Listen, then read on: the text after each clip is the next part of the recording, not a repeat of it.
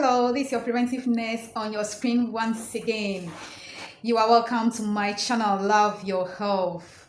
Today's video is going to be on hypertension part 3. In this video, we are going to look at the risk factors when it comes to hypertension. I told you earlier on that hypertension has no single cause, but we have risk factors. That means we can do something. It's very important. You can do something. So today's video is on the risk factors. For us to understand it more, I'm going to group them under two headings: modifiable risk factors and non-modifiable risk factors. So we'll take the modifiable risk factor first. They are the risk factors of hypertension that you as an individual can do something about. Isn't that great? You can really do something about the modifiable risk factors. Some you have to just change your lifestyle or modify your lifestyle and you are there. So let's look at the modifiable risk factor. One of the number one modifiable risk factor is a sedentary lifestyle. Sedentary lifestyle. It's very important, or physical inactivity. People don't do exercise. They are not active. They eat all kind of food, but they are not active. They don't do exercise. They are not active. It puts you at risk of developing high blood pressure.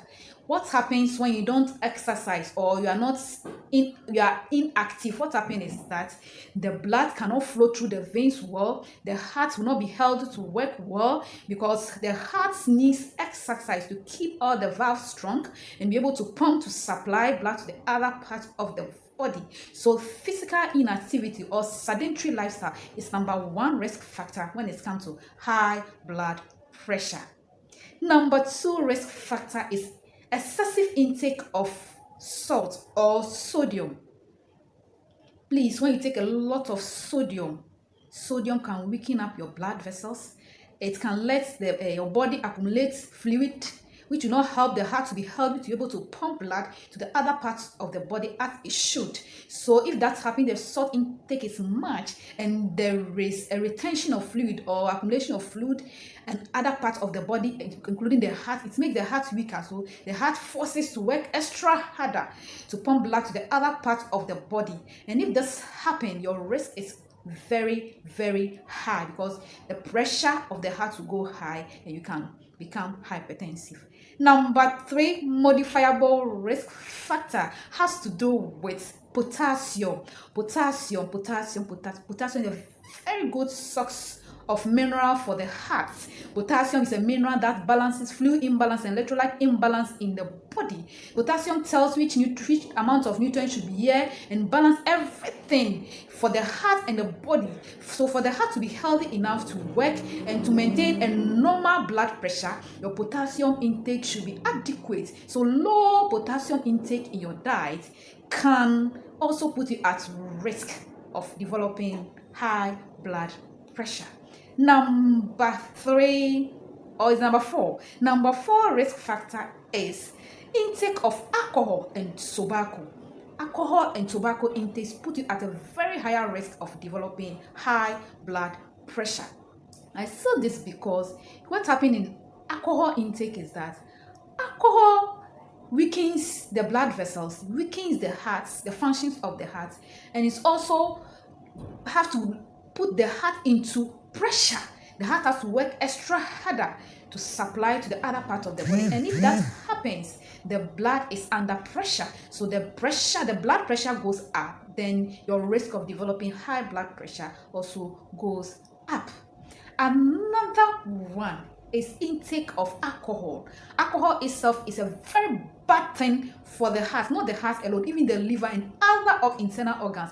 Alcohol is never good anywhere. So please, alcohol puts you at a higher risk. So please drink your alcohol in moderation. I told you the modifiable risk factors, you as an individual can do something about it.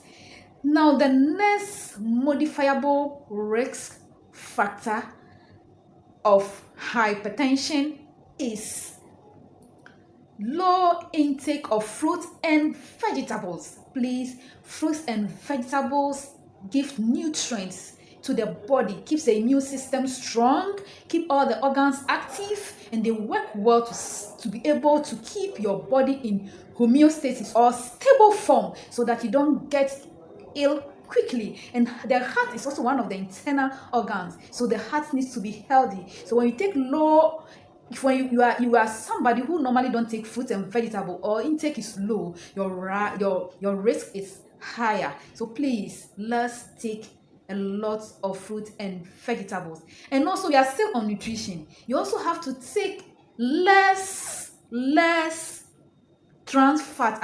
Less trans fat.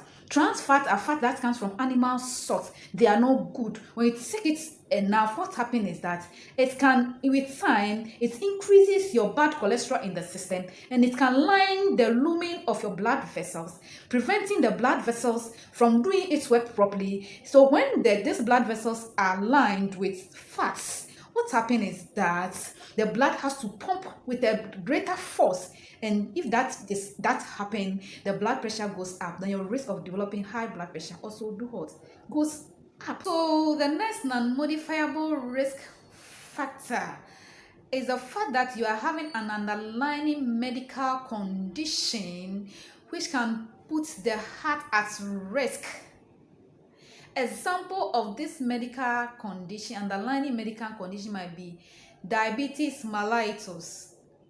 We normally call it diabetes mellitus. When you have diabetes mellitus, your risk of developing high blood pressure goes up. In diabetes mellitus, your sugar level or glucose level goes up above the normal, and if that happens, it destroys the nerves in the system, it weakens the blood vessels, and can even make the blood vessels that it reduces or narrows the lumen, or the lumen of the blood vessels, or the diameter of the blood vessels, therefore rising your risk of developing high blood pressure. Another underlying health or medical condition that also put you at risk is a kidney disease. I said earlier on that kidney filters the blood. It have that function. Kidney have a lot of function, but one of the major function is to filter your blood, making sure that every blood that is going to any other part of the body is clean and okay and free from every impurities that will include or cause any diseases. Therefore, if your kidney is diseased and it cannot perform that function well, I won't tell you what will happen. You know that your kidney is in problem, so the heart is also in problem. So your high blood pressure risk goes up. Another one is those who already have a cardiovascular diseases. Another non-modifiable risk factor is those who already have an cardiovascular diseases. When I say cardiovascular diseases, they are diseases that has to do with the hearts and the blood vessels and their function. So if you have any disease that has to do with the hearts and the blood vessels, you know that your risk is very, very, very high. So example of some of the cardiovascular diseases as coronary artery disease. In this condition, the person having this condition, the blood vessels is narrowed and hardened. So the diameter is narrowed, the lumen is becoming small and it's hardened, so it can perform its functions very well. So the heart has to be forcing with a lot of pressure, making your pressure goes up, then your risk also goes up.